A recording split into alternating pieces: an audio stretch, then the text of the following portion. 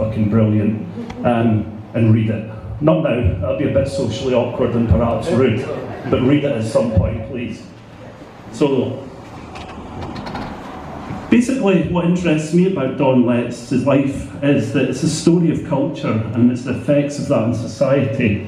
From the arrival of the first post-war migrants from the Caribbean to the pandemic, all the way through punk rock, hip-hop, reggae, lots of things, the birth of a black British culture, and the way that different cultures mix and adapt. And it's basically how the DIY ethic of punk and roots reggae gave a working-class London boy the inspiration to find his way to make a mark in the world. And what an absolute mark it is. So, with no further ado with me, I'm going to welcome the Don himself, Mr. Don Letts.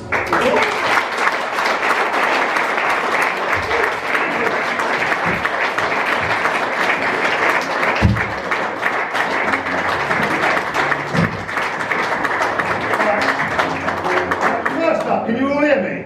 Yeah. Can you all hear me, right? Yeah. Fuck it, okay. Alright, this is too weird. Right, I'm too far from you. Come closer. Oh. I told you, we're like miles away from each other. Alright, hit me. Right. So, basically, first things first, I had a wee bit of schedule, but looking at the trailer for your film, how does it feel to be the subject of films? Does it make you feel like a bit of a kind of a national treasure now? You're the subject of a film rather than being the man behind the camera. That was a really, really painful experience because normally I'm in control and I didn't even want to bloody do it, to be honest, but you know, COVID was happening, it was just about to happen actually, and I just found myself in a gap and I was convinced that my story was worth putting on celluloid. I'm not so sure. You know, I think I'd be a really interesting dinner guest. But, you know, I grew up when films were about really important people. And now every decade's making a film and doing their autobiography. And here's another one. There you go. So to lose that kind of control and to not be the person, the director, the scriptwriter, the person kind of running it, do you feel that kind of was hard to adapt to that kind of loss of you're actually the subject rather than the kind of eye of the narrator? I don't know, man. I just did my thing, and I'm a bit of a control freak anyway. So even if they're pointing the camera and someone else is directing, somehow I'm in control of what they're getting. You know what I mean? I can't help it. I'm that much of a dick. So kind of going back to the way when you started writing the book, was that a bit of a COVID project, or was it something, as you're saying, kind of every dickhead's written an autobiography, but what kind of brought you around to kind of doing an autobiography? You know what, I'm really uncomfortable here, right? So you cool, Right, what did you ask me? The book. Same thing. I'll get approached and somebody's like, Don, you ought to do a book. Somebody actually did it about 8 years ago, maybe more, maybe 10 years ago. And, you know, it kind of helps me to be who I am. Do you know what I mean? Because there's a slight element of promotion in that. It keeps you in the mix. You know, because in the 21st century, it's all about brand recognition. You know, there's so much of everything that nothing means anything. So just to let people know you exist is a task. So those things play into that, improving my brand recognition, you know. So how do you feel your brand recognition is? Struggling, mate. I've overstayed my welcome. You know, it's funny, as old as rock and roll, I'm like 65 years old. And the thing that got me through the door when I was like, I don't know, 18, 19, the whole punk rock thing in the late 70s, was achieved by kicking what we called boring old farts out the door so we could occupy that space. And now here I am occupying that same space. So, shit. Yeah, it's weird, but I haven't passed my sell-by date. Mind you, the 21st century is so thin that people like me can survive. Do you know what I mean? I mean, to be honest with you, when I was 16, 17, 18, I didn't want to go and see some 65-year-old man speak. I was like so busy into my thing. You know, there was punk rock and now there's a lot of this stuff like heritage bands and the young people are looking backwards, and I'm really uncomfortable because it speaks volumes about now that, you know, that they have to keep looking back instead of looking forward. kind of thinking about that, the whole idea of a generation gap, because I mean, I kind of see things at gigs where there'll be several generations of family come to see an old punk band that they formed playing. And could you imagine your mum and dad coming to a gig at the Roxy? What shit is that?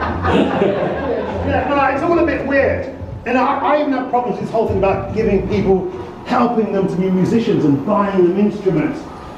That kind of removes the pain and the struggle. And that pain and that struggle is a big part of the creative process. You know, you make it too easy for them, and all you're going to get is mediocrity, man. You know. So, do you think for that loss of the generation gap, though, it makes it difficult for young people as well? Sorry? The loss of the generation gap means it's... That's interesting. You know what? That's a really interesting point, because I came to the conclusion, I've got some of these things, kids, I've got 5 of them. And they're all fairly, they're very conservative in their attitudes. And I've never understood what that was about. And then it struck me like a lightning bolt. If your mum or dad looks like me, how the fuck are you going to rebel?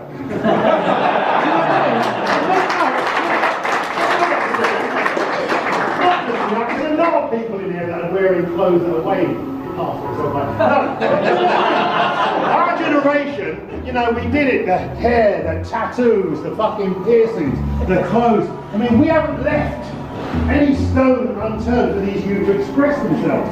So the only way they're going to rebel is by becoming a fucking policeman. Something like a politician. Conservative MP. Yeah, no, really.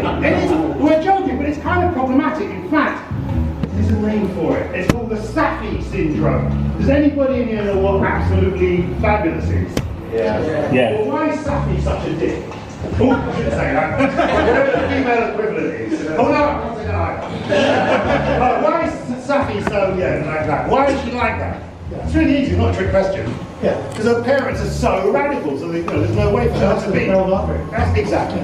Anyway, sorry, what were you saying? No, that was it. That was perfectly answered. So, yeah, because coming over to the UK from Jamaica, your parents would probably had a kind of map in their head of a career. Streets paved with gold and come to help rebuild the motherland after the Second World War. And what they find is signs that say no blacks, no dogs, no Irish. And there's that kind of problem, because parents, migrant parents generally tend to want their children, they come, they do the hard work, they graft. They suffer. I mean, my parents, by the time they were like in their early 20s, anything to do with fun, life, youth, entertainment, gone. They put all their energies into raising their children. If you buy my book, you'll see a picture of me with my schoolmates, primary school. I'm the smartest motherfucker there. I mean, star-wise. That's absolutely true. Not just star-wise either. Not just star-wise, to be honest.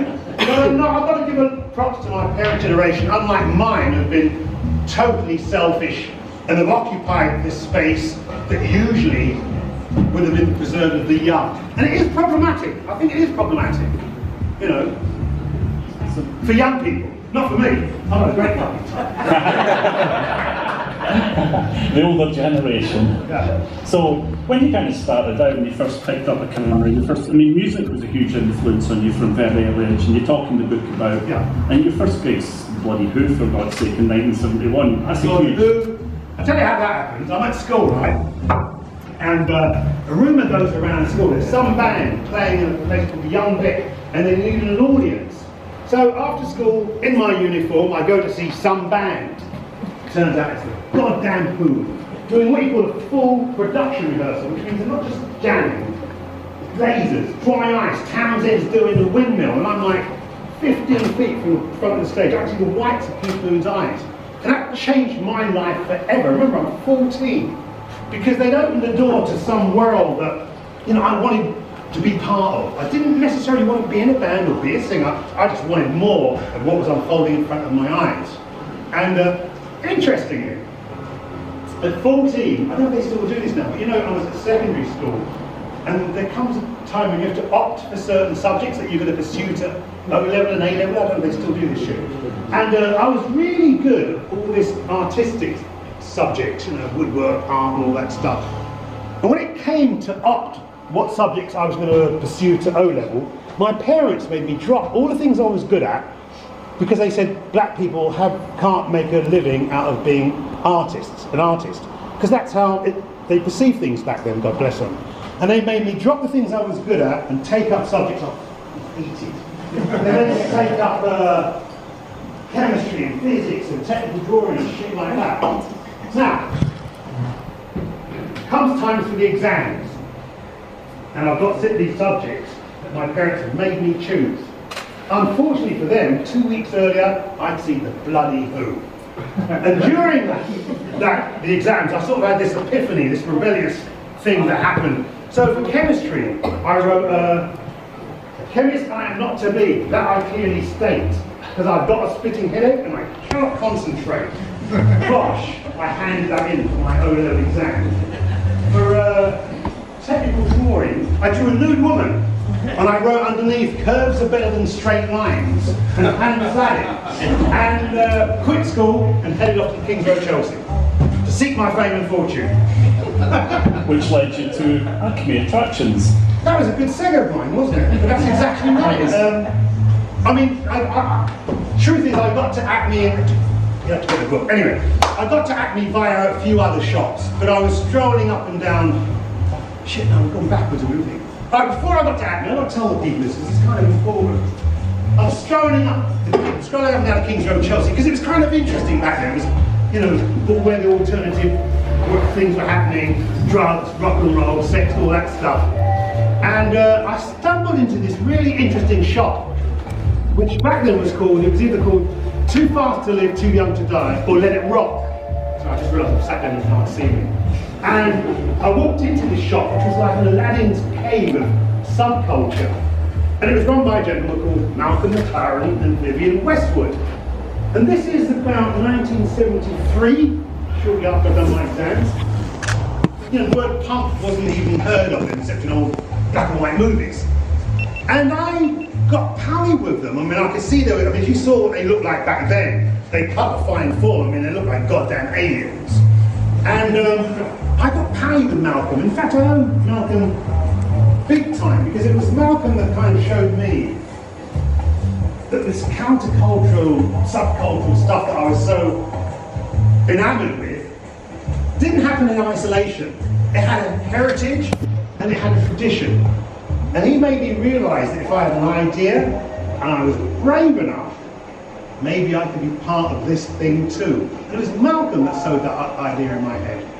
Anyway, he went off to try and manage the New York Dolls about 6 months during the time I was hanging out with Vivian Westwood. And she offered me a job in her sex, or whatever it's called. But I couldn't, you know, see me wearing rubber tights and high heels.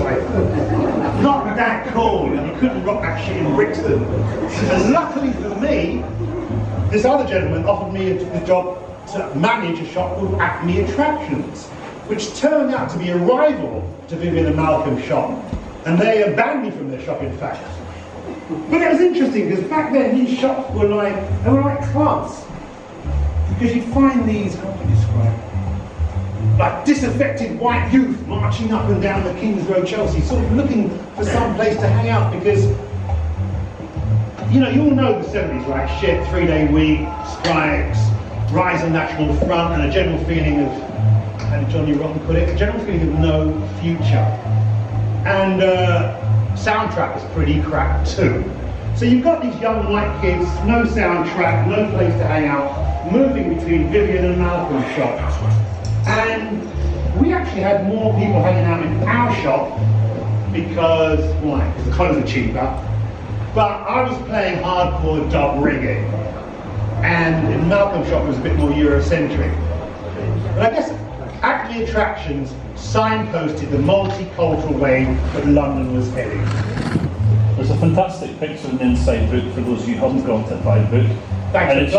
It's you sitting, your feet up in the counter, and it just looks fucking amazing. It's like, I'm not big on nostalgia, but time travel back, I want to go Acme Attractions and listen to reggae. You know what's funny? I've done a lot of shit in my life. If I could go back to anything, I'd go back there. So I did fuck all except look cool, sit in a chair, take people's money.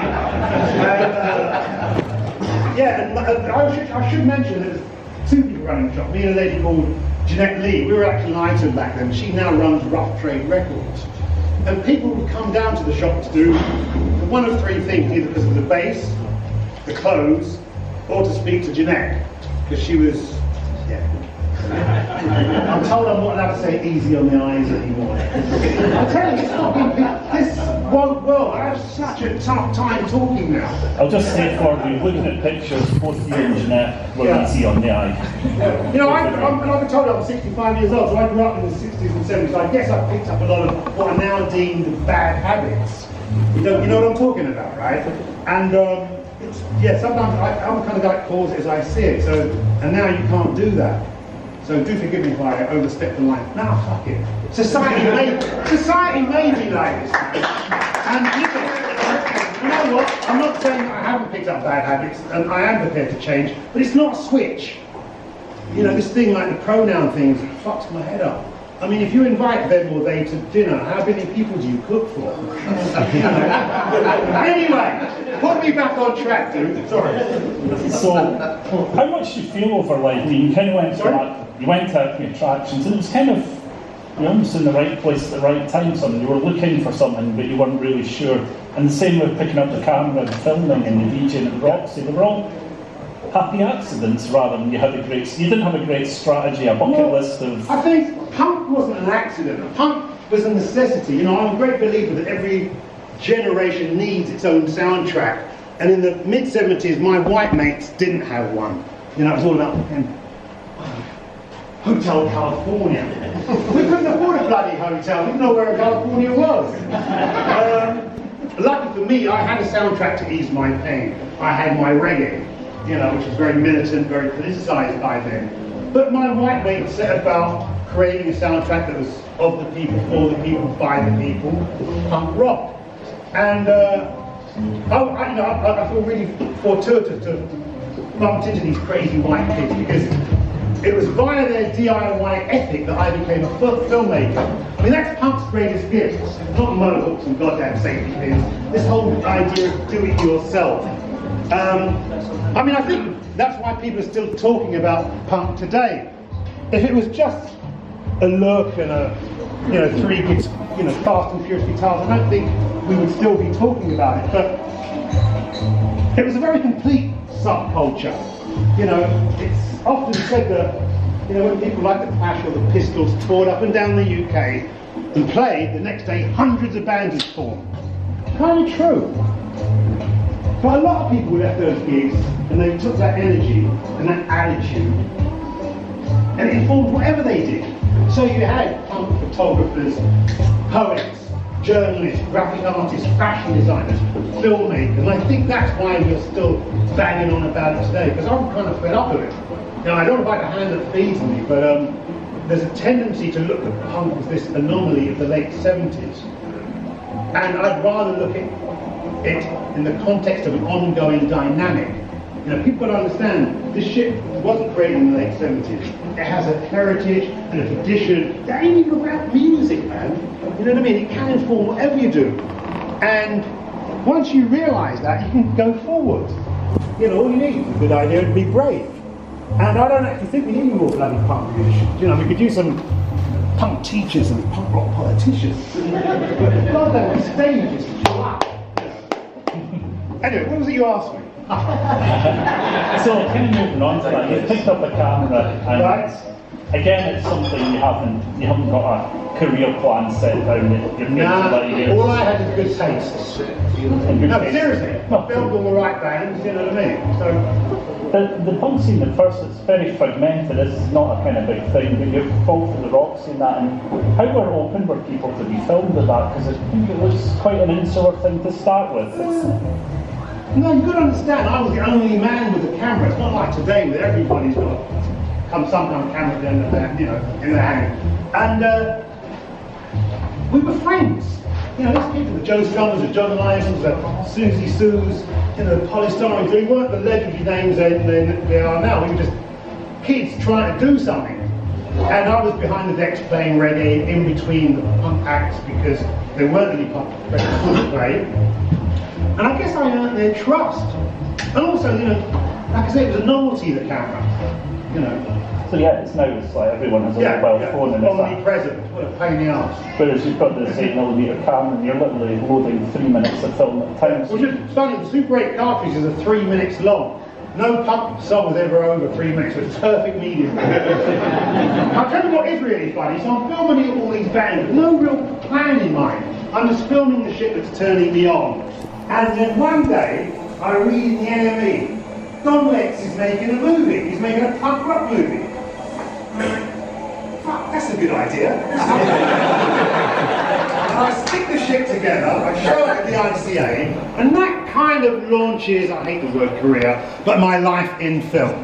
That was it, yeah. Thank you, NME. That's why it's called the punk rock movie. That's what he said in the article, he's making a punk rock movie. Oh, shit. That's brilliant. But you were influenced by so many different films. It wasn't something that just happened in isolation, that you were like this random, I've got a camera. You had influences and those things that you were... I mean, influences, it makes it sound like I had some kind of plan.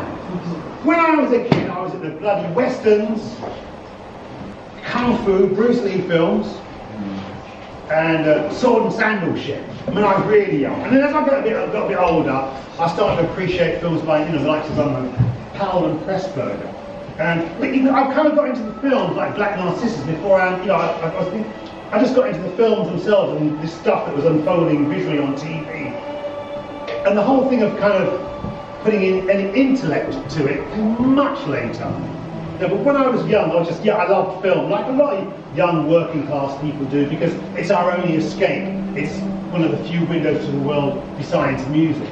I wasn't a great film aficionado or anything. You had all these masses of influences, and you talk very much about how important kind of matinees, midnight matinees, and absolutely. No, but by the time I'm doing the midnight matinees, which was a big thing in the mid-70s, by that time, I'm reading books. I've become a bit more, for want of a better word, intellectual about it. I'm trying to think about why do I like this film? Do you know what I mean? And I'm checking things out like, there's a film. Anybody know El Topo by Alejandro Jodorowsky? And then all these films, most of the shit's going over my head, but it just opened my mind. Fassbinder and Buñuel and fucking Wim Wenders. I mean, most of the shit, but it just opened your mind. Do you know what I mean? I was open to ideas. That's the point. I think that's the thing, though, isn't it? It's been open to ideas, and it's a very different culture, isn't it? Because now everything's so available to you. You can kind of go online if nobody knows who Pressburger is, you can Google it, but you actually have to go out and seek things and find things. Well, that's what I said about the whole digital age kind of making things too easy. So you actually have to go hunt these things down. Yeah, and you valued it more. Somebody once said to me, if you've got 1,000 albums, you can never make your mind up which one to play. If you've got 10, you make your mind up. And you engage with them more, don't you? You play them over and over. So you make a choice and you're on a limited budget, that's your album for the month or the week. Yeah. You're screwed. You have to listen that's true. When I was growing up in the 70s and all that, people were listening to the new Stevie Wonder album. You were talking about for 6 months. Now an album comes out, people talking about 6 minutes. Hey, I don't know. Lauren Acton, what was it Warhol used to say? Was it? Everyone's famous. Everyone's famous for 15 minutes. Sad thing is, they can't even justify 3 these days. But anyway. Everybody's famous for 15 likes. Yeah. So, kind of moving on. I like that, famous for 15 likes, yeah. You can use it, you can have that one for free. Yeah. So, kind of moving forward again is that you've made the punk rock movie, you also made a movie about Jamaican musicians. I did?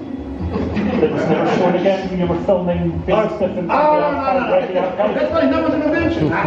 When I did the punk rock thing, what it was, at the same time as filming the punk rock movie, I'm also filming all the reggae stuff. It was basically, I'm pointing the camera at stuff that's turning me on. And back in those days, it was the punk thing and the reggae thing. And in the same way that I stuck the punk rock movie together, I stuck something together for the ICA ranking movie. And I showed it a couple of times, but by that time, bands are coming up to me and asking me to have a go at making their music videos, because they're beginning to have a bit of success. And the first music video I ever directed was Public Image. That was the first video. And then the second one I did was The Clash's London Calling. And then I did all the Clash videos, except for Tommy Gunn. And then that kind of went on. Well, should be clapping the Clash, because I've often said to people, if you could make a good video of the Clash, you have to be a client. You can't say that, I can't say that, right? Yeah. But yeah, no really, those guys, all we have to do is stick the camera, make sure it can focus, and that was it. You know, I mean, yes, in the videos I stuck in a bit of salt and pepper, you know, armadillos and that, but even you took all that away, just the bland performance would hold you. London Calling is just a performance and some rain, which was an accident, by the way. There's a great description of that in the book, isn't it, when you go out on the boat? Yeah, it's a very punk rock situation. What happened was I had the idea to shoot the London Calling video by the river. What a genius idea. I wanted to shoot on a pier in the afternoon, but I can't swim, right? So I didn't know anything about tides going up and down. By 10 feet from the current, I wanted to put a camera on the boat. By the time we'd worked everything out, it was pitch black and pissing down with rain. Best luck I could have had, because it gave the thing this atmosphere and production value that I could never afford. I think this thing was shot for about $8,000, you know. And that's a classic punk rock thing where I turned what would have been a problem into an asset. And that's classic punk rock. And the time videos are quite a rarity, aren't they? They're not that kind of huge a thing, are they? And they're more underground, and then that kind of leads into MTV comes along. And there's the whole issue of MTV not pulling black videos, and you direct the musical Youth Past Seduction. Yeah, I'm really proud of that. Yeah, how many of you know that when MTV started, sorry to interrupt you. No, you how many of you know that when MTV started, they didn't show any black videos whatsoever? You know that? So Google it or whatever you want to do, it's not permanent, it's a fact. When they started, they actually broadcast to Middle America, East Coast and West Coast, got it a bit later. For the first few years, when I say no black videos until CBS said to them, right, if you don't show Michael Jackson's Billie Jean, we're pulling all our stuff. And also, David Bowie called them out on it in an article in the New York Times, all of which you can check if you doubt my words. And the irony is, initially they didn't show any black videos. Fast forward 15 years, I can't do the math, their biggest earning show ended up being Yo MTV Raps, a totally black show. So, you know, in America, the only real colour that matters is green. For several weeks before Billie Jean was broadcast. I'm glad you're going to mention this. I'm going to tell people. Yeah, he's going to tell you. Don's going to tell you. I'm going to tell you. Public, what is it? The historians have it that Billie Jean is the first black video shown on MTV. Apparently, before they showed Billie Jean, they'd shown my Past the Dutchie video, Musical Youth. But because the brothers were like yay high and spoke with brummy accents, they were like cartoon characters. They were seen as like non-threatening, i.e. not really black, and they didn't count it. But apparently that was the first video. And the guy from MTV told me that. I remember. Sorry, I might as well tell them how fucked up MTV was. So, I'm going to phone call from MTV, Don Lex, you're the man that makes the Clash videos. We'd like to do an interview with you. I go to their offices on Rockefeller Plaza in New York, and I walk into the office, and everybody's looking at me funny. No, I smell good. No, I don't know what the problem is. Everyone's like hanging their heads. Eventually, some dude takes me into a small room. It's just me and him. He hangs his head and he's like, "Don't look, you know, it's really awkward, man. I don't know how to say this, but we can't do the interview." I was like, "Why?" He's like, "Because we didn't know you were black." Where to God? And what he did is like, "Look, it's not us, you know, when we take over, it's the Minoxidil. When we take over, it'll all change." But I swear, I walked out of there, you know, they couldn't do the interview. That was my first introduction to MTV. Fast forward 20 years, and they're asking me to present 120 minutes. Hey, you know, what can I tell you? Things move on, sometimes for the better, sometimes not. It's a video I really loved as a kid, and it kind of... Which one? Past the Dutchie, sorry. It struck a chord. It struck a chord with a lot of people. It's funny. It's this amazing thing, even for like a young age, and that is that black faces weren't common on TV, and then now you have them in the wee situation. They're on the bank with the House of Parliament in the background, and you're like, that's amazing. When I made that video, I knew exactly what I was doing, because I wanted to create a new postcard from Great Britain. You know, so the foreigners be like, you know, it ain't all these guys, they couldn't change the guards and all that shit. You think you know what England's like? No, this is what it's like. That's why I put them in front of the Houses of Parliament. Really simple idea, but I think a very powerful image, especially with the red, gold and green speakers, you know what I mean? So I'm immensely proud of that video. I watched it again a couple of days and it still stands up, it's still utterly cool. Out of all your videos, I think you've done around 300 promos. A bit more, but yeah. Do you have any particular favourites? No, I mean, I don't do many, man. Clinton Quaker Johnson's Great Insurrection, but you wouldn't know that. As you just said, Past the Duchy. Clash Rock in the Casbah I love, obviously. I like Radio Clash, I like Pretenders, Back with the Chain Gang, Elvis Costello, there we go. Yeah, a few of them, I like them. Yeah. So, moving forward that, you've never really been out of London much. What are you talking about? At the time initially. Oh, when I was young? When you were young. Yeah, I didn't. I think the first time you came in your sorry, yeah. No, we'll come to that. But then you go on White Riot tour with the Slits. Yeah. You attempt to become the manager. How did that work out? Well, it didn't. I mean, like I said, I feel like it's an attempt to manage the Slits. But what you have to remember about the Slits is, it wasn't an act. You know, what you saw on stage, they were like that 24/7. I mean, I remember we were on tour, and the girls would be behind me, you know, about to sign them into the hotel, and you could hear, as I'm about to sign them in our names, you could hear Harry behind go, like, do a big, what do you call it, a hooky, or what do you fucking call it, and then just as I'm about to sign, you on the floor. And like, we kicked out the hotel, then the hotel rings up all the other hotels, don't bring these crazy she-devils into the place. And then we ended up having to find bedsits everywhere. They were a total trip. You know, they put Madonna and Courtney Love and Spice Girls. I mean, they empowered women, seriously empowered women. I was up and down the country, around the planet, man. Harry was really special. But thank God there was only one of her. I think that's the thing that people forget is how young Ari was as well, wasn't she? She was the youngest. I mean, like 15. 15. Yeah, 15. But an absolute handful. But they were a great band. And you recorded, you made a short film about the Slits and videos? I did a thing for, it was actually a long form video before the things were invented, but I said to Chris Blackwell, give me 10 grand and I'll make a little film about the Slits. Now that film, you'll be able to get 3 videos, which is what we did. You know, the video they got out of that was Typical Girls. And which is quite an amazing thing back in, I don't know what it was, 78, 79, 10 grand, they get like a half-hour film. What's it called? Can't remember, shit, anyway. But yeah, I just saw that the visual medium was obviously going to run and wanted to explore that. Well, until the stylists and choreographers got involved. Because the downside of that MTV explosion was that if you were ugly and couldn't dance, you were fucked. Yeah, too much emphasis on the visuals, even though I'm into that, you know what I mean? But it became all that. I think it's a balance in that, isn't it, folks? A lot of bands that there's a mix, it's music, but fashion and visuals do have an important part to play. Well, in the UK, fashion and music are inseparable. I mean, you know, you've got to understand why, I mean, you know, working class kids, black and white, it was the only means of alternative information and inspiration, and the only means by which we could express ourselves, find like-minded tribes, and stick it to the upper classes as well.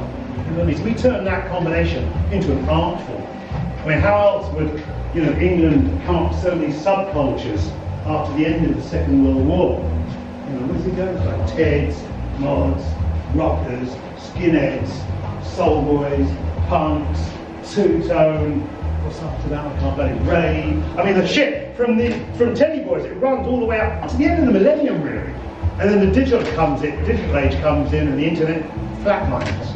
Because those style-driven subcultures have definitely had their day. And it's understandable. I mean, for young people now, it's tough, man. You know, I mean, how rebellious can you be if you're living with your mum till 30, she's doing the washing up? I don't know what it's like here in Aberdeen, but that's what it's like in London. Dundee. I said I don't know what it's like up here, but that's what it's like in London. This is Dundee, not Aberdeen. Oh, is that what I said?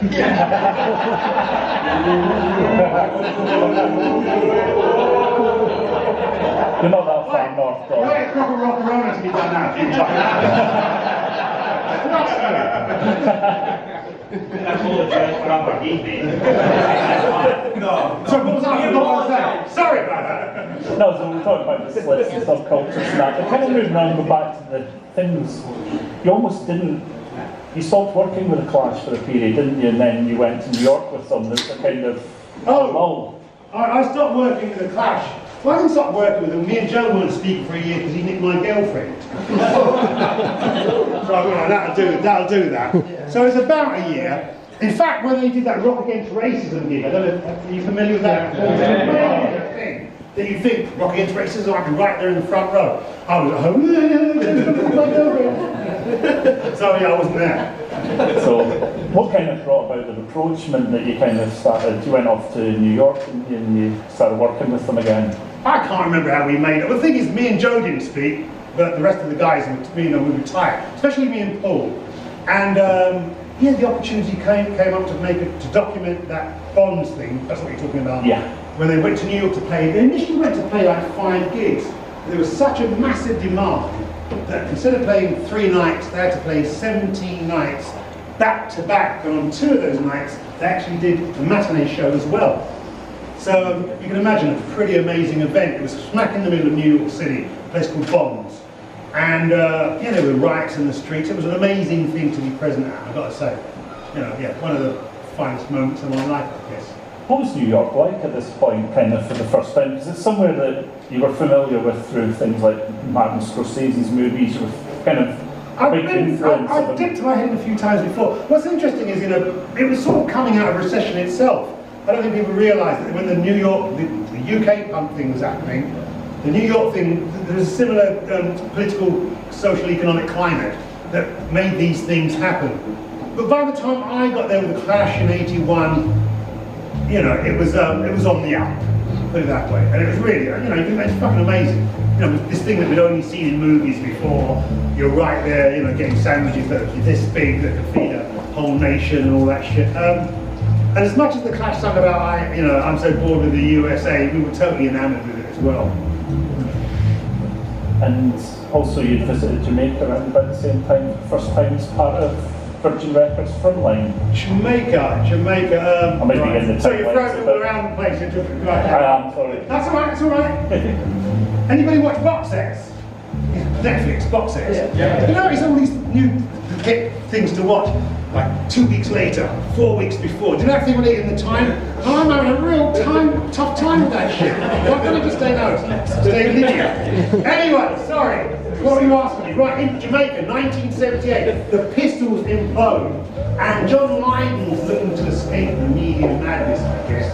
So he asked me, because I'm black and he's made in Jamaican, kind of, to go with him and Richard Branson to start a reggae label called The Front Line. And that was the first time I'd ever been to Jamaica. In fact, the closest I'd ever been before that was seeing a movie called A Harder They Come. Anyway, Richard lands on the island, booked the first floor of a Sheraton hotel, and it was, I tell you what it was like some people were beating the jungle drums. Rich white man signing up reggae artists. Come and get some money! Because for the next 2 weeks, every single artist except for Bob Marley, Bunny Wailer, Peter Tosh and Burning Spear, other than that, I'd be sitting by the pool with John. And there'd be U-Roy, I-Roy, Big Youth, Gladiators, Abyssinians, Lee Scratch Perry, you know, Keith, I mean, it was insane. All these names that we'd previously only seen on record labels, all around us. And the most eye-opening thing was they were all on their arse broke. Because they'd be begging us for meals, begging us for drinks. And that was a kind of an eye-opening experience because you realise that these guys could have this presence and this aura around the world. Because in our minds, they were like legendary dudes. But you could actually have nothing. And that says a lot about sort of rock and roll itself and music. Because in a lot of instances, you know, the pioneers don't get to collect. It's the people that come along after and water things down that make the money. You know, that's the true story of this business. But that's probably, I was going to say, one of the most amazing times of my life, but as you can tell, that was few, sounds like. Yeah, it's an interesting thing because you talk about that with the dichotomy. You thought these guys were quite big stars back in the UK, and then when you came over to Jamaica, they were like Oh yeah, Some of them yeah, hand to mouth. yeah. Although they carry themselves like big stars. You know, I mean, Jamaican things, no matter how on your arse you are, you're always going to look good. You know, still walking around like kings and queens, but like don't get you back to dinner. You know. So yeah. The interesting thing is that you talk about, you call When I was in Jamaica, good. I just remember the story. I said because you guys will laugh. So I went to Jamaica with Johnny Rotten and guest with Richard Branson, and one day we ended up around Joni Mitchell's house. Don't ask me how. Like Richard was trying to sign her or something. There's me and John sitting with Joni smoking a split. There's this music playing, and I turn to Joni and I'm like, "What is this shit? It's awful. Take it off." To which she replies, "Crowd of people, can you help me? Come on." To which she replies, "When you elbow." I've never seen Johnny rotten as he was known then turn red in my life, but trust me, John was red. Shit. Sorry, man. How did you dig yourself out of that one? Oh, you like this? I mean, luckily, back then, even now, I've always worn these shades, dark shades. And you want to know how I backpedaled? Well, it's not carry, is it? That was my, you know, really, I mean, you couldn't say this over that one. Oh, half these people don't know what carry is, but that's okay, you should know. Anyway, yeah. Was that your last ever invite to Joni Mitchell's place? Well, we were so up our punk rock arse that we didn't really care, to be honest, but no. I mean, you know, on reflection, I felt really bad, and, you know, listen, I still think Blue's a brilliant album, and you sing some of them, and their early stuff, you know, so I was just being a punk rock dick, because we felt like we were, you know, we were getting press all of a sudden, walking around like, you know what I mean, a bit above your station. You talk your radio shows, the Culture Clash Radio, and you've talked a lot about kind of clash of cultures and the kind of way cultures mix and intermix, and in some ways you've always been kind of, for a lot of people, What's it? Anybody help me out? Can somebody help me out?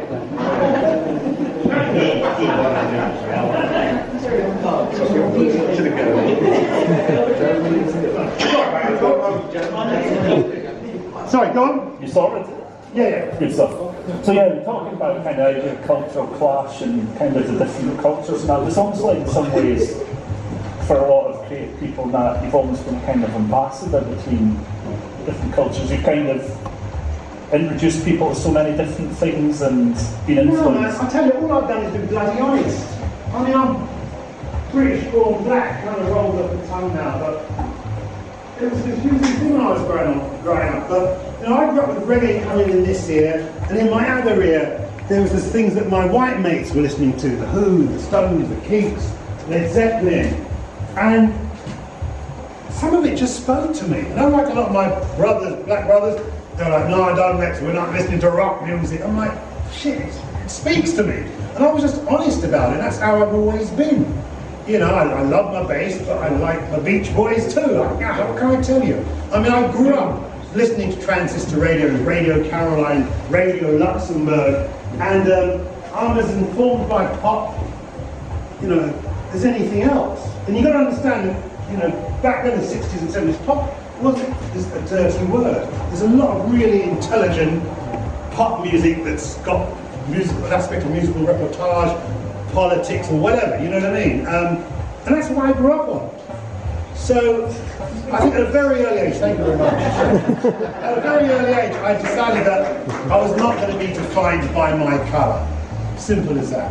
You know. In the same time, there's a kind of birth of what is called the Black British experience. Sorry?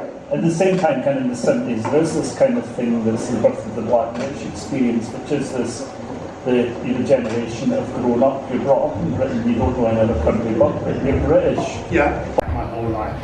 You know, because when the BLM thing happened, it made me check myself. I'm like, okay, so what have I been doing for the last 40, 50 years? Have I been on point, or have I been tap dancing to the man? And I looked at the films I made, I looked at the songs I'd written with Nick and the lyrics and all that stuff, and I've got to say, without blowing my own horn, I've always been on the plane. But then I thought, well, that's a fucking drag, that I've always had to factor that in. Who would I be if I didn't have all that baggage? So, but at the same time, you know, it's made me strong. Do you know what I mean? I mean, when I went to school, grammar school, by the way, I told you that story. But when I went to school, I was the only black man there for 2 years, which would have buried some people, but it made me strong because they were, you know, very important years. I mean, what was it like? Secondary school? Yeah, 68. Enoch Powell's doing his Rivers of Blood speech. On the other side of that coin, James Brown singing, "Say it loud, I'm black and I'm proud." You know, that's the culture that I grew up in. You know, and I took, you know, I could have been a sort of victim of the whole Enoch Powell vibe, or run with the James Brown thing, and that's what I did. So when people are calling me black bastard, I'm like, yeah, what about it? You know? Anyway, sorry. No, it's a really interesting thing, and when in the book you talk about that, your kind of various strategies, and it's like, yeah, exactly what you said, yeah, so what, and throwing that back in people's faces, that must be quite... Yeah, and like I said, you've got to remember 68, you know, the whole civil rights, black power things, Black Panther things happening, you know, although I must admit I was more into the look than the politics. Here's a funny one, Black Panthers, you all know what they are, right? So we had a faction in the UK, and I'm like, okay, I'm a right-on black man, I'm going to go to my first Black Power meeting. I'm like, yeah, but a bit nervous, better have a big fat spliff before I go in. So I burn this spliff. Next thing I know, I'm looking up at everybody, and I'm floating through the air. I'd gone in, passed out, and I was being carried out to the Black Power meeting, not on the grass outside to recover. And I swear to you, that's exactly how it went. All I remember was, why are these people looking at me? What am I doing? They carried me out. There's another similar story along that way, sorry to advance you, but you drive 6 hours when you're in Jamaica with John Lydon out to a sound clash, a sound system. Yeah, with you, Roy. Yeah, and before this, yeah. I'll tell you, we used to hang out with you, Roy, a lot in Jamaica, me and John. And one day we go out with this sound system to the country. They drive for 4 hours and with a big sound system. And before they set up, you, Roy, gives me and John a big chalice and fills it with weed, which me and John don't want to be rude. Next thing we know, it's like, sorry, touch it. Next thing we know is, John, rear car. John, rear car. They built the sound system, had the dance for 4 hours, packed it up, and we crashed the whole time.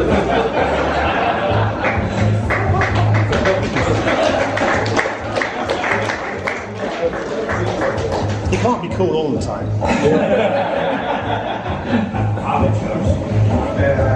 So moving forward a wee bit, Don. Moving further away from it.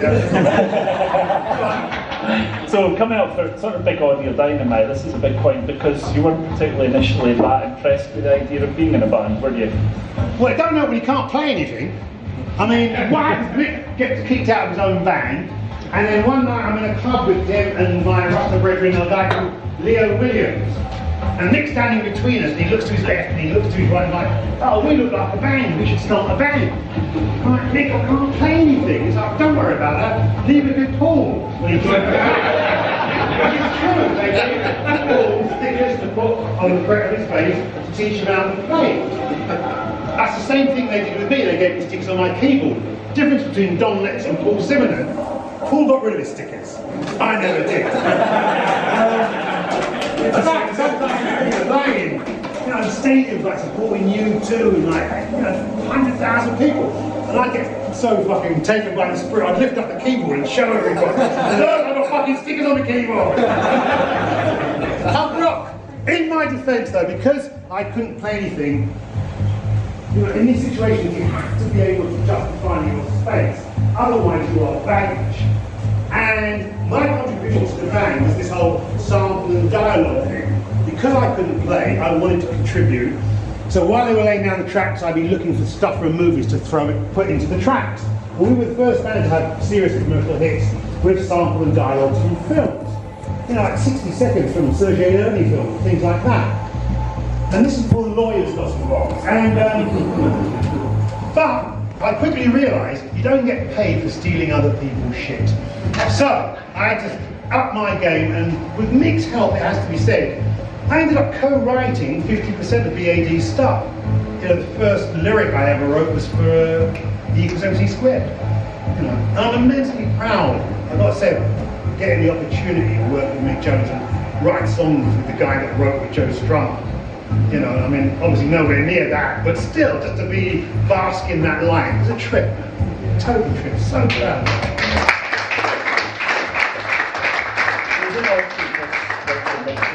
Sorry? He didn't just work with Mick Jones, the guy who worked with Joe Strummer, got involved in one of the Big Audio Dynamite albums, is that right? But that was a mixed blessing. We were recording.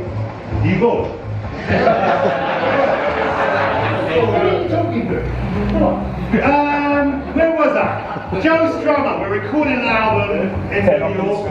I step outside, like this is BAD, and I bump into Joe Strummer. And I say, come and say hello to me.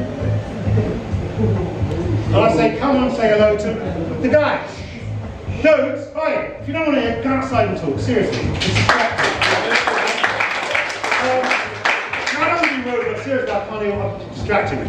So I asked Joe to come in and say hello to the band, and the next thing he does, he builds a bed under the piano and he stays. And he ends up co-producing the record with Mick. And I gotta tell you, a lot of people could have been pissed off about all that, but I had a front seat to watching these guys kind of creatively fall in love again. And I did that. I just sat back and watched Joe change lyrics to my songs and redo things. And it was a beautiful thing again to just watch these guys, you know, creatively fall in love, man. You know. It's a big audio dynamic. It's 4 albums and it's almost 7 years. You have a theory about bands lasting 7 years. Of course you've read my book. No, there's a thing. It seems to me that a lot of bands, from the minute they connect with the people to the minute they kind of implode or run their course, it's about this 7-8 year run. And there's a lot of, and obviously there's exceptions. Stones, U2. A lot of people would argue that if you look at that 7-year thing, it fits within that's the most creative period. And it's difficult to grow in a group. You know what I mean? To grow as an individual. And to me, you know, the Clash breaking up or imploding, whatever you want to call it, was part of the creative process. It's part of growing. I'm glad that it didn't go on forever and ruin your own legacy. You know what I mean? So I actually saw it as a positive thing. It's positive for me. I got to show people a good time. So what kind of led you to, you kind of, after the period in Big Audio Dynamite, you know what? I'm going to give you a prize. I'm going to give you a prize. Do you want to know why? You're the first man that's managed to skip over Bob Marley. Brilliant. Put it there. Put it there. No, really, I'm glad. It wasn't deliberate. No, it's good. It's good. I'm glad. It makes a change. So you basically, after Big Audio Dynamite, you formed your own band, Screaming Target. Yeah, we'll skip that too. Ego will get you every time, man. There's some good songs on it. Chrissy Hines sings one song on it. Pete Hines on it. But I should have got to sing it. I'm not ashamed of it. You know, don't buy it. Actually, there's a record I made before that. Steel Leg versus. Yeah, so Steel Leg, and that's me apparently. But no, here's the story. So Wobble and Keith Levine were in public image. You all up, right? There was some dead studio time after Public Image had made an album. Steve and Wobble wanted to blag some money from Virgin. So they say, come on Don, let's make a track. So I go down there, they lay down a track, I'm in the toilet doing some lyrics, and I do a demo guy vocal. And I'm like, okay, I'll come back next week, we'll finish it up proper. I never heard from them again. 4 weeks later, they bloody released this record. What is it? Steel Leg versus the Electric Tread. And with my guide vocal on it. Now, 2 things pissed me off. One was, well, I'd done that in the first place.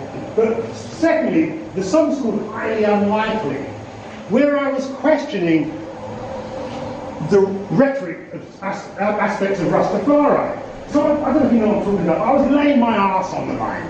You know, because when I in Brixton, the guys were like, don't let you can't say them things, Rasta. And I was, you know, I'm saying what I got to say.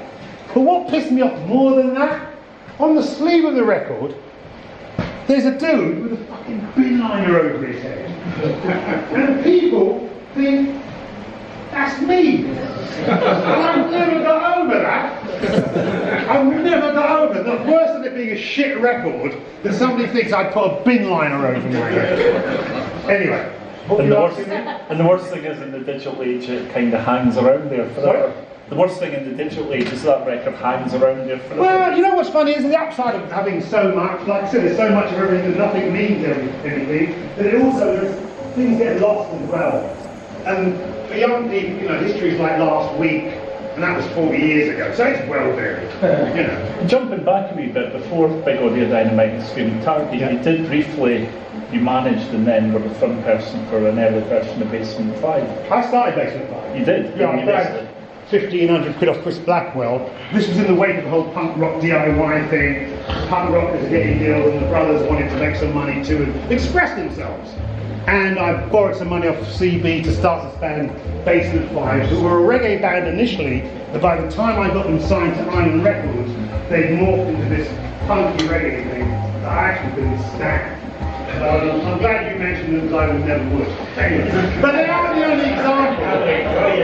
But they are the only example of that, the whole punky reggae thing of it going back to, you know, crossing over to black people. Because people often say, well, you know, this thing, the punky reggae party, what did black people get out of the deal?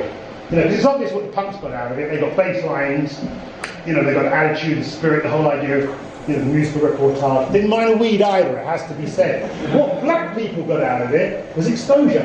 And that's all we needed, you know, that we could do the rest ourselves. So the punks would ask people like Aswad and Steel Pulse and Misty and Roots and Linton Kwesi Johnson to support them. And in the wake of that interest, people like Takazuki and Dr. Lamentado and Big Youth and Uroi start coming over. So, you know, it was a beautiful thing. It was like an alliance of like-minded rebels for a while. And there's some absolutely fantastic. Sorry? There's some fantastic British reggae records come out of that. Linton Kwesi Johnson, Dennis Bovel's an absolute legend, and Steel Pulse is Yeah, well, all the bands I mentioned, in fact. Yeah, you're right. They're absolutely all amazing. No, but joking aside, right now in the UK, there's so many bands, and actually most of them are bloody white, which is funny. Doing, because you know I've got a radio show, it's not a plug on BBC, blah blah blah, and every week I try and find a shitload of new music, and I'm shocked at how many young white kids are into the whole bass thing. It's a trip, you know. Anyway. Which is, jumping forward, that's something absolutely fantastic on your radio show, and it's a very deliberate thing. Was it right that in 2009 when BBC approached you, Six Music approached you, they were kind of looking for a reggae show? Yeah, well, that's what they thought I would have done, and I'm like, who the fuck listens to one kind of music except a 10-year-old? So, yeah, I said, look, I'll do it if you let me do what I want to do, and they have done for, I think it's like 17 years now. And it's funny, that show, it's probably one of the most, not honest things, but it's the most liberating things I've ever done, because I don't have to play into that punk rock dominant or the reggae dominant. I can just do me. You know, if I want to play some Beach Boys or Cocteau Twins or Taxi Clan, whatever the fuck I can play, I can do that. It's really liberating. But I think the most interesting thing is that in every show, a third of the music is brand new, and that keeps me in touch with the now. Because I think, you know, when you started that show, music was better in my day. Well, that's when you're really old.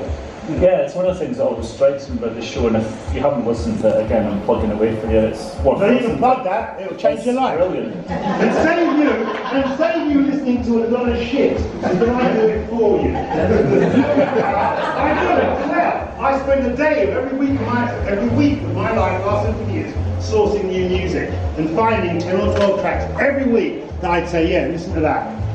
Big deal. Big deal in my world. Trust me.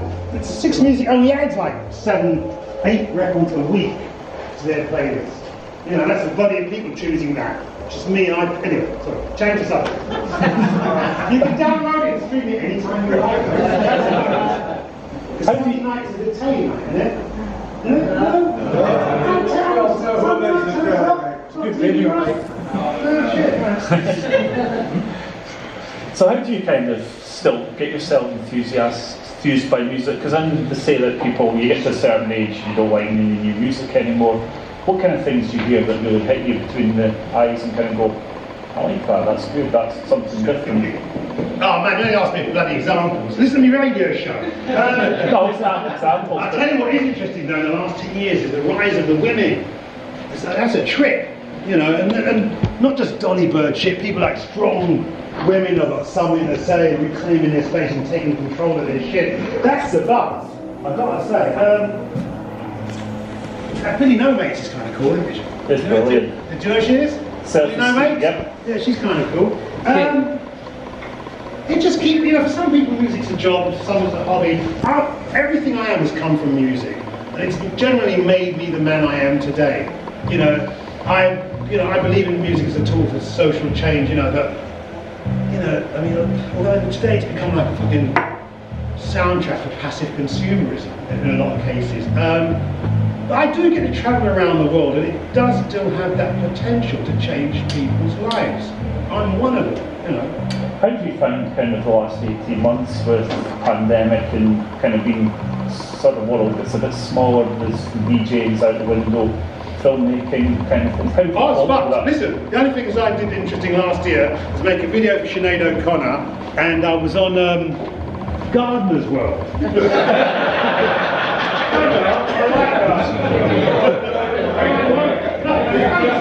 You know what's funny? No. But what's funny, I actually made, this thing where the viewers send in their own film, but I was so bored in the yard, and my son and I made a little film, and I showed this 3 minutes. But that was my only 2 real achievements in 2020. I couldn't DJ, still can't DJ. I live in London, got a mortgage, got 2 teenage kids. You can't buy them a bloody yo-yo anymore. No, I don't want to go on about it, man, because for everybody it's been tough. I didn't need this shit at 2065. I've got to be honest. But who does? At any age, And this whole thing where they say you've got to reinvent yourself and do something else. What's left? You're asking me to do something else. Pretty much done everything. What can you do now? You wouldn't want to be operating on you, would you?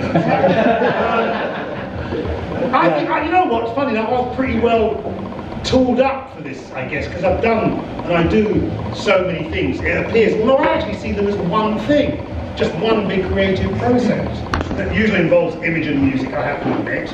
But I don't see me doing lots of fragmented pieces. It's all one thing. So it keeps you going there. Yes. And keeps the walls from the door likewise. So kind of winding up and come close. I've missed out loads of stuff. That's all right. Maybe they'll buy the book. When you do buy the book, honestly, this is like about 1% of it's a brilliant book. But when you sat down to write the book, and you approach it in a very specific way, but when you kind of looked at the narrative structure and that, how did you settle on the way you decided to tell the story? Was there... Well, I can't lie, the ghostwriter Mal Peachy was the one that suggested that I do that film setup of each scene. So I've got to give him props for that. I don't know, I just found the whole thing really, it's hard to be honest, that honest. And yet that's the most powerful thing we have in the 21st century, is truth. And I've spent my whole life being superficial about serious things and really heavy about superficial things. Sorry, did I just say the same thing twice? But anyway, I've avoided dealing with anything personal. That's what it was. And this, because I did a book before this, it's called Culture Clash, won a surprise. And in that one I kind of hid behind my cultural journey. I did this, I was into this, I was into that. In this one I looked at the emotional and psychological impact of that trip, which was difficult. I had to go to places I didn't want to go, but hey, it's all good too. Was there anyone when you kind of finished the book and you're kind of looking at it, you thought, maybe I don't want that in the book anymore? Or was there things there's nothing in there, I just read through it. And finally, was there anything you left out of the book? Oh yeah. That you would care to discuss in front of a room full of people? You'd have to ask the right question. What's your feelings about John Lydon now? You were very close to John. I knew that was going to come. Sorry. So listen, the John that took me to Jamaica and the John I knew back then is a obviously very different person to the man he is today. And I'm going to say no more than that, man. It's look at this way. The contradictions, the anomalies, and all of that stuff, they're very self-evident. I struggle with it. I ain't gonna lie, I struggle with it. Sticking up for Trump and, Churchill, I can't. There's some things that you can't fuck about with. You can't, times are too dread. It's like Morrissey. I love the Smith, I love all his early solo stuff. I've got all his music, didn't buy the last solo album, the covers anyway. But it's just, he stepped too far. I don't know what to tell you about that, folks. I'm sure you don't know what to think about either, to be honest. Some people say he's just being contrary to contrary sake, that's what he's always done. But like I say, times are too dread for confused information. I think it's all very difficult, because he comes across in the book and he comes across in other stuff as being actually really interesting. He's a super intelligent dude. Yeah. That's why this stuff is more disturbing. That's exactly why. He's super intelligent. He knows how far to go. You know, okay, selling butter is one thing. He can justify that. Public image. I don't want to go down this road, but you know, the thing is, he took me to Jamaica. He's the first man to take me to Jamaica, and I will always owe him for that. Always. So you know, you're not going to get me saying anything bad. I don't need to say anything bad about John. He kind of reveals himself, you know, very public. So, yeah. Thanks. Well, shall we open up to questions? Apparently, we're in the Q&A bit, where you've got to throw questions at me. So this is as good as you make it. But you can shout. Oh, you don't need to mind. You can shout, right? You can let it out. Oh, sorry. What do you want to drink? I know, you don't do that. I've got somebody on it. Alright, so who's going to break the ice with the first question? I'll ask a question. Your house is on fire. You've got one record to take out the house.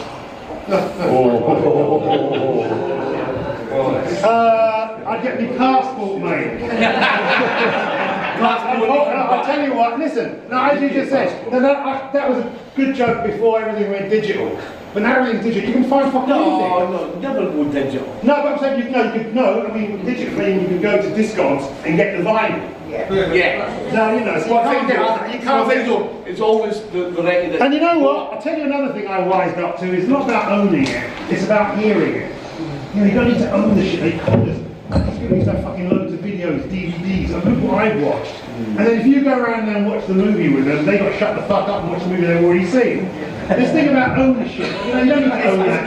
All we need to do is share an experience. You buy it. I mean, if I wanted to play that game, I'd say what's going on. But you can pick that up anywhere. So I'd be stupid to get small music. What's the most emotional record? No, hold up a second. I want to hear what you just said. You have fucking plenty to say about it. Is that it? No. That's not just me. That's not really the question. I was joking, yeah. No, I wouldn't be a bad dinner guest, would I? No, you'd be a great dinner Yeah, guest. yes, I would be I you think that. you'd be a fucking unbelievable dinner guest. Right. What would you like for your tea?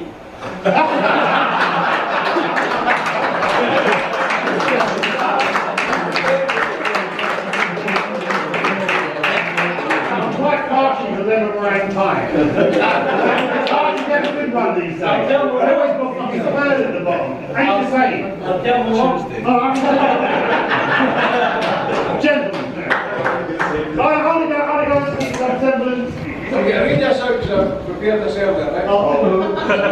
It's not that bad. Eddie Miller was in Radio 6 earlier this week, Yeah. or last week, and he said that he was speculating that Malcolm and Jamie Reid had set up punk as an art project. Do you see there's any grounds in this? Because you were there at the starter, and was it something that went out of Malcolm's hands and it's escalated to what it is today? Or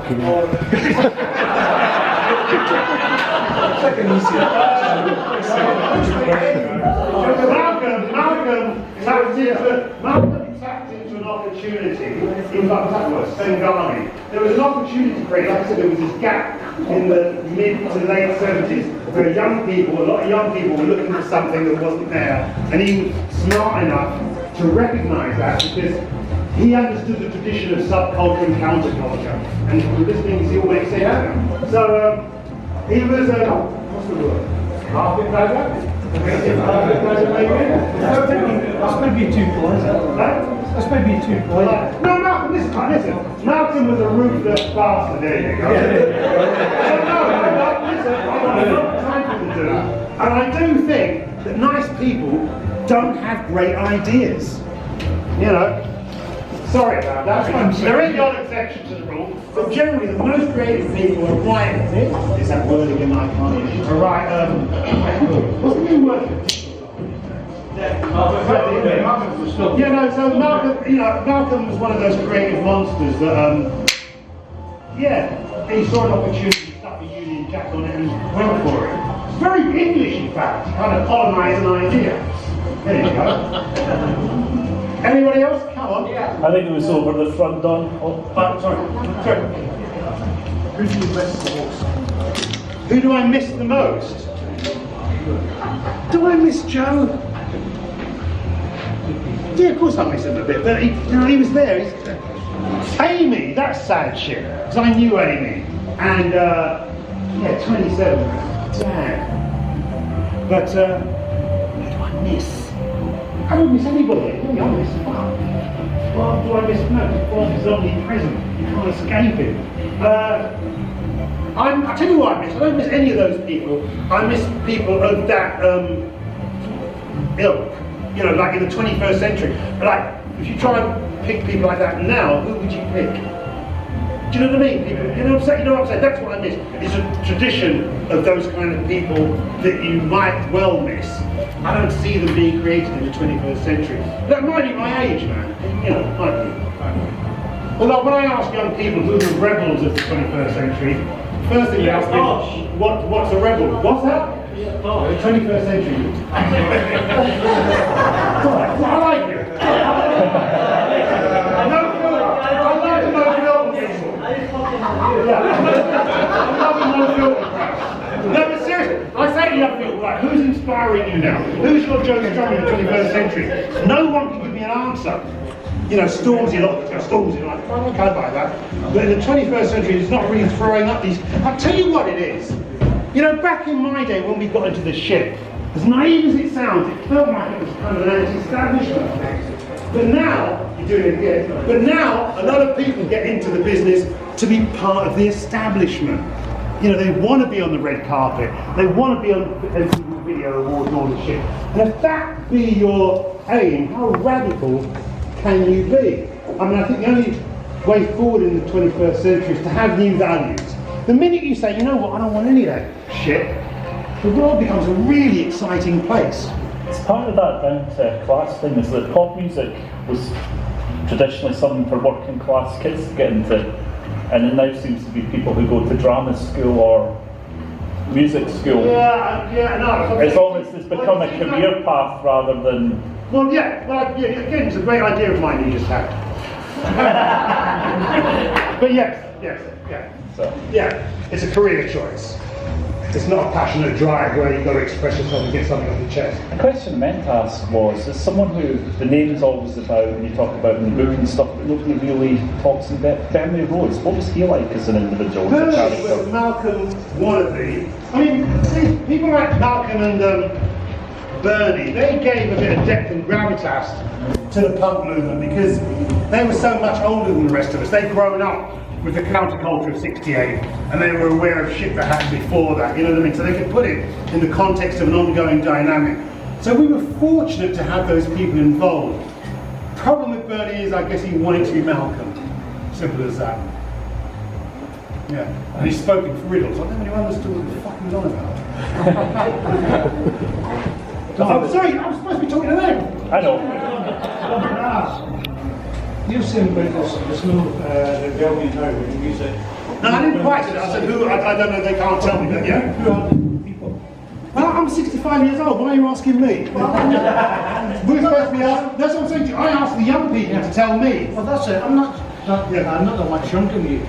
But Nick Jones, who you're in the band with, his cousin is now in the government.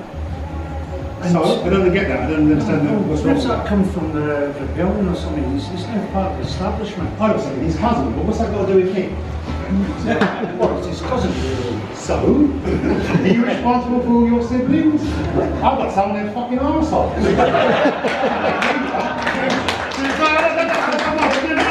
I don't mean to be rude, but you know what I mean? What, his cousin or what's it? It's just from the Irrelevant. Huh? It's totally an elephant. It's an elephant. Sorry. Sorry. To be honest. No. No, people used to be drama shit for being a public school boy. I know that. Which I never understood. You know, yes. You know what's funny is it's because he's a public school boy and his father took him to all these different countries as a kid that he became so worldly and wise and had empathy with other people. I get that. You know, but it's a class thing. You know, the English are into this class thing. You know, want to put people down and you're up. But Yeah, I don't buy all that. It's too simplistic, all that stuff. I think it used to be a relevant argument back in the day. I mean, look at the political shifts up north and all that. I ain't sure about that class stuff anymore. Okay. Yeah, you know. Not that I understand it, but so. Sorry, go on. What's the next Gauntlet's movie? I've been trying to raise some funds for something about something called Afrofuturism. I don't know if you get what that is, but I'll be honest with you, I don't actually feel like I'm going to make another film. It's such hard work, such grief. If you do something that's slightly left of centre, you know, it's it's bloody hard work. And it's funny because you think I've made a shitload of films now. I mean, we haven't mentioned it. You know, for Gil Scott Heron, you know, Public Enemy, Clash, Paul McCartney, and you think that okay, Don Letts could do what he wants to do now, but it ain't like that, man. It's such a hustle. And at my age, I don't want to hustle anymore. I'd like to say, yeah, Don, here's a load of money, make a film, but again, who would, you know? Yeah. But no, that's the Afrofuturist thing is something I'm really interested in because it's about, you know, black people looking to the stars, not to the street. I think we've hit a brick wall in pandering to that I'm street man thing, you know, and it's a new kind of creative ghetto. And I think everybody given an opportunity can express themselves in countless ways besides on a football pitch or in the pop charts. You know, it's kind of a bit of a con really that. You know, black people weren't put on this earth to entertain the rest of the planet. You know. But some people believe we were. So, anyway, gentlemen, hand up there. It's not so much a question, it's just like the statement. You were responsible for the production things for taking the time music. I know, hopefully represent what I don't sing I talked about. Yeah? And you see my film? And you, yes, yeah, the root voice and things like coaching and things like that. That's my influences. You're one of the main influences. You know what I mean? I just wanted to give you respect. Oh, thank you, man. I'll take that. No, listen. That's all I wanted to say. No, listen, I'm not... No, bullshit aside, your feedback gives my work meaning. Yeah. The only when I do things like that, I realise it's actually connected with people. Because all I'm trying to do is pass on the energy that makes me who I am. You know what I mean? I believe you made a quote that saying that cultures are now dead through that thing, but I agree with you. Well, you know what it is, they're not, I'll tell you what, the truth is, they're not dead, they just don't look as good as they used to. But they do exist, it's nonsense to say that. No, I would just like to thank you for your influence. I like that. Sorry? I would just like to thank you for your influence. I like that. Thank you, man. Thank you.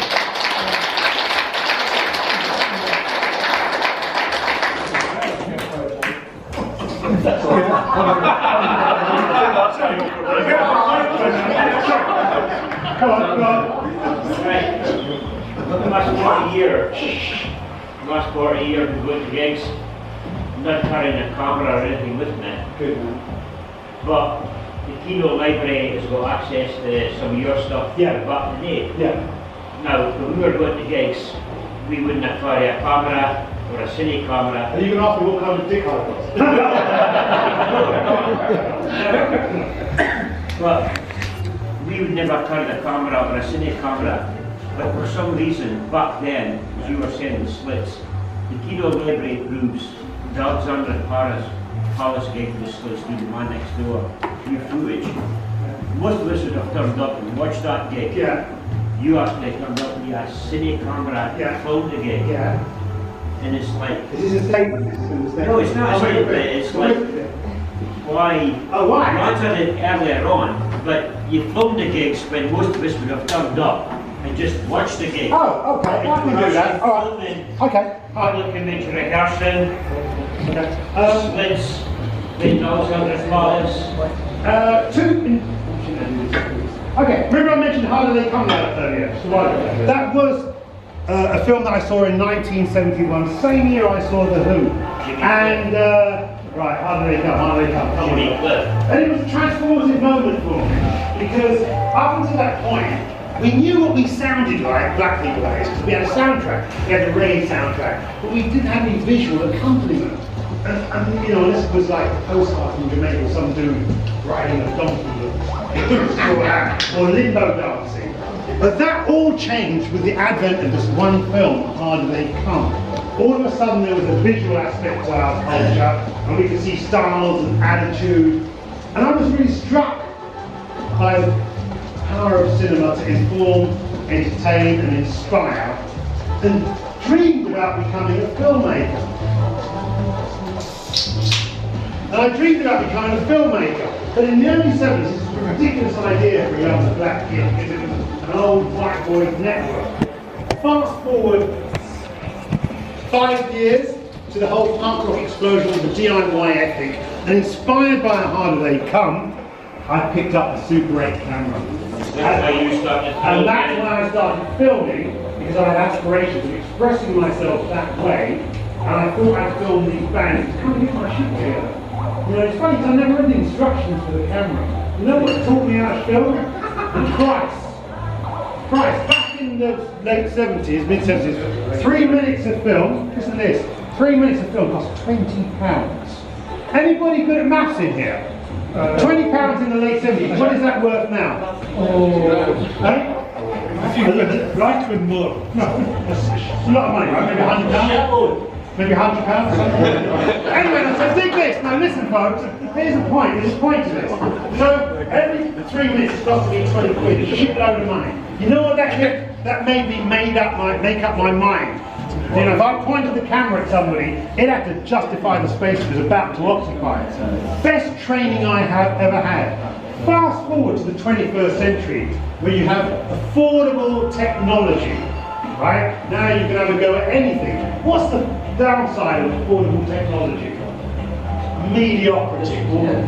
Fucking mediocrity. You know why? Because just because you can afford it, don't mean you can do it. I was saying to these guys backstage earlier, you know, back in my day, you know, when Strummer wanted to play a guitar, he had to beg, borrow, steal to get that guitar.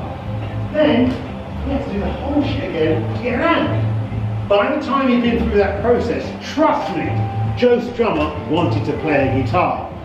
Now for a few quid you can have a go at this, have a go at that.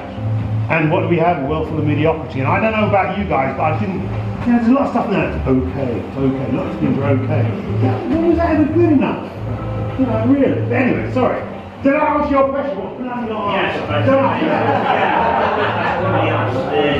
The public image footage rehearsing on Penal Library. Yeah, it's all my stuff. And you did the Slits Man Next Door at Alexandra Palace. Yeah.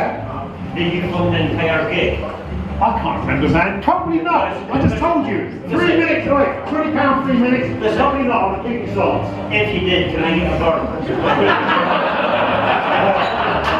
I didn't, so no. No, I was about to pick him up. Like I said, £20 for 3 minutes. I definitely would have picked my moment. It's one of the Two more questions over there, please. What? It's a brilliant piece of footage. But you saw it in the library? I saw it in the You library. just copied off of there. So I went into your gig. Oh, I didn't shoot you today. You're hiding under the stairs. Good, thank you. Hey, Sean, that's your night. See yourself in the clash. What experience have you ever had through the television services? You didn't ever watch you or watch the clash? Sorry? The television services, MI5, MI6. You never watched you and watched the clash? Hold up, dude. I don't. That's a fucking way. And I'm not being funny, but the answer's obvious. If they are the MI5 or whatever, hold up, please. But he said, if the MI5 were intelligent, right, well, they can't be very intelligent if we knew. So I don't know, you know what I'm saying? If they are MI5 and intelligent, how the fuck would I know? But I'm sure, I mean, joking aside, you know, when something was riling up the youth, you know, I'm sure there are obvious conversations had, but no, come on. No, I mean, no. No, we're not aware of any serious government interference with punk rock other than banning radio things on the charts. No. We were angry kids screaming, fuck you. They wouldn't take it seriously. We're in fucking bin bags. We were moral. I mean, talk about seeing you coming. No, I don't think the government actually saw us as any serious threat. Because don't forget, by this time, there had been a tradition of youth rebellion. You know, mods and fucking, what is it, the mods and the rockers fighting on Brighton Beach. And the media got into the thing of demonising the youth and creating these urban folk devils that it almost became cartoon-like. I mean, that's why punk, that late 70s version, kind of imploded really quickly and became what I call the tabloid thing. You know, when people thought it was all about mohawks and saying to kids, never about that. It's about an attitude and a spirit that can inform whatever you do. I remember you a single person from that scene that had a safety pin in their face or a mohawk. Not at the time. Joe did do a small one later on. But none of the people that I hung with, and I hung with all the aliases, none of them wore any of that shit. That was all made by the tabloids. Got a few more questions, folks? Nah, I'm not asking that. I'm never make a statement. No, I'm not going to make a statement. I'm going to ask you a question, mate. How do you feel? Do you recognise yourself? How do I feel? No, do you recognise yourself as, or do you feel a life form? I would say that shit seriously. Some people say, oh, you don't make your religion, and I just like, well, I used to call.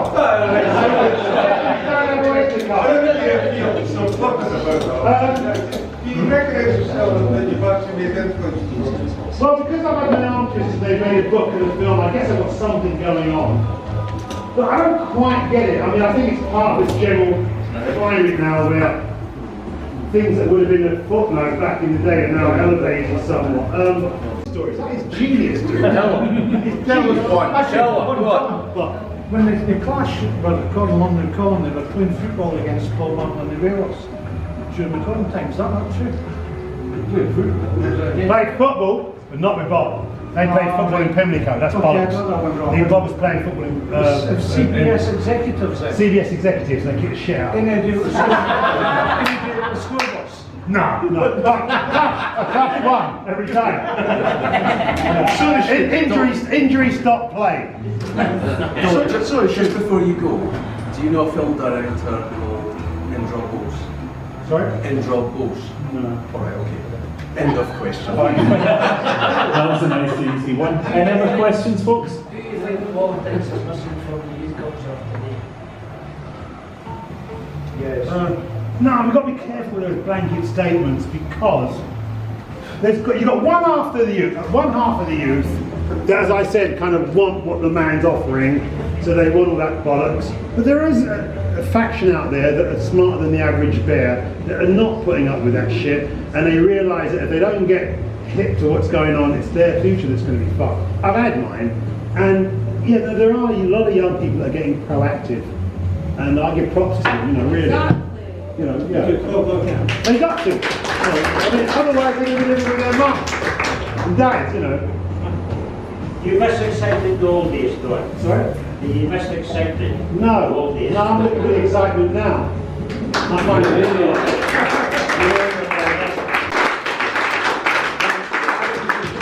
Yeah, so right, we're going to basically thank you very much to Don. Don's going to be next door. There's books for sale. As I've said about 100 times before, it's a fucking brilliant book. Please buy it. But we'll give him a few minutes anyway to himself. Give me 5 minutes and I'll be out there.